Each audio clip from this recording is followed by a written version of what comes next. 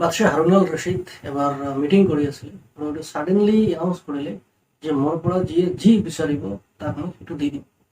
চবেই এইটো বহুত ভাল পালে। তো যিমান মানুহ প্ৰাৰ্থনা কৰাত আছিলেই এজনে ক'লে যে মোক 10 লাখ টকা দিয়ে। তো ক'লে যে লৈ যাব, 10 লাখ টকা তাক দি দিলে। এজনে ক'লে যে সেই মেহেলটো মোক মালিক বনাই দিয়ে। ক'লে যে ঠিক আছে, আজিৰ পৰা এইটো মেহেল তোমাৰ। কোনোবাই ক'লে যে মোক সেইখন জেগাৰ গভৰ্ণৰ বনাই দিয়ে। ক'লে যে ঠিক আছে, তোমাক গভৰ্ণৰ বনাই দিয়ে।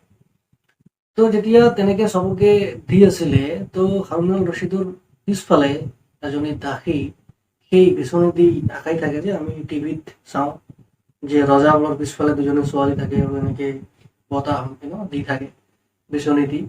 তো সেই ছোৱালীজনীক হাৰুন ৰছিদে সুধিলে যে চবেই বিচাৰি আছে, তুমি কিয় নিবিচাৰা, তুমিও বিচাৰা। তো ছোৱালীজনীয়ে আনচাৰ দিলে যে ইহঁত চব বেৱকুফ, ইহঁতৰ বিচৰা শেষ হওক তাৰপিছত মই বিচাৰিম। তো বাদশাহে ক'লে আচ্ছা, মোৰ ৰাজ্যৰ তেতিয়াহ'লে উজিৰ নাজিৰ যিমান আমোলা আছে সকলোবোৰ বেৱকুফ পাগল। ক'লে যে ইহঁততো চবেই পাগল। তো হাৰুন ৰছিদ ভাবিলে যে ইয়াৰ বুদ্ধি যেনেকুৱা কামত এনেকুৱা, ইয়াৰ লগতো কথা পাতি লাভ নাই, তো চুপচাপ আছে। তো যেতিয়া চবেই বিচাৰিছিল তাৰপিছত ছোৱালীজনীক আকৌ সুধিলে যে তুমি কি বিচাৰা। তো ছোৱালীজনী ক'লে যে মই যি বিচাৰো আপুনি সেইটো মোক দিবনে। ক'লে যে দিম, যিটো মই ঘোষণা কৰিছো যে যিয়ে যি বিচাৰিব মই তাক সেইটো দিম। তো ছোৱালীজনী ক'লে ঠিক আছে। তো ছোৱালীজনী আহি হাৰুন ৰছিদৰ কঁকালত হাত দিলে আৰু ক'লে যে মইতো আপোনাকে বিচাৰো, মই আপোনাক বিচাৰো, আপুনি মোৰ হৈ যাওক।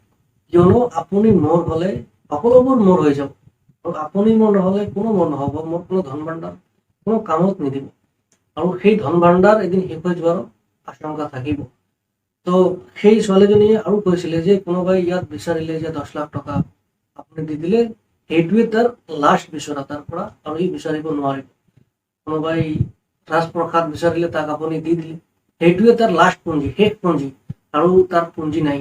আৰু কোনোবাই মন্ত্ৰিত্ব গভৰ্ণৰে বিচাৰিলে আপুনি তাক দি দিলে সেইটোৱে তাৰ শেষ। আৰু এইটোও আশংকা আছে যে সেইটো সিহঁতৰ পৰা এদিন শেষ হৈ যাব। কাৰণ আজি যেনেকে আপোনাৰ মন চেঞ্জ হৈ আপুনি চবকে দি দিলে, হয়তো বাদশাৰ এদিন মন চেঞ্জ হৈ যাব, আপুনি চিনি ল'ব সিহঁতৰ পৰা এইটো কি ঠিক আছে। সেইকাৰণে আপুনি যদি মোৰ হৈ যায় তেতিয়াহ'লে গোটেই ৰাজত্ব মোৰ, আৰু যদি আপুনি মোৰ নহয় তেতিয়াহ'লে এই সকলোবোৰ থাকিও এটা আশংকা থাকিব যে এইবোৰ এদিন শেষ হৈ যাব মোৰ হাতৰ পৰা। So what's the moral of this story?